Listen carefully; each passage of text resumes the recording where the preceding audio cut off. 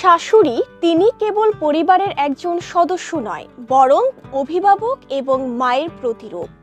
এই বিশেষ সম্পর্ককে সম্মান জানাতে প্রতি বছর অক্টোবরের চতুর্থ রোববার উদযাপন করা হয় শাশুড়ি দিবস। শাশুড়িকে সম্মান জানানো শুধু শুভেচ্ছা বা উপহার দিয়ে সীমাবদ্ধ থাকা উচিত নয়।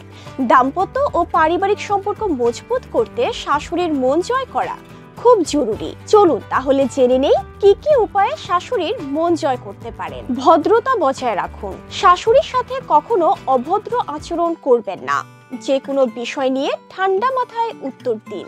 স্বামীর সম্পর্কে ভালো কথা বলুন। কখনো শাশুড়ির কাছে স্বামীর সম্পর্কে খারাপ কথা বলবেন না। ধরুন আপনাদের সম্পর্ক খুবই ভালো, তবুও কখনো খারাপ মন্তব্য করবেন না। তার প্রশংসা করুন। শাশুড়ি যদি রান্না করেন বা কোনো আয়োজন করেন, তার প্রশংসা করতে ভুলবেন না। এতে দেখবেন শাশুড়ির মন গলে যাচ্ছে এবং তিনি আপনার প্রতি ইতিবাচক অনুভূতি রাখবেন। তার পরামর্শ নিন। জীবনের গুরুত্বপূর্ণ বিষয়ে শাশুড়ির মতামত নিন। তার মন্তব্যকে হেলাফেলা করবেন না। তার পরামর্শকে গুরুত্ব দিন। উপহার দিন। সময়ের সুযোগে শাশুড়িকে উপহার দিন। এতে তার খুশি বাড়বে।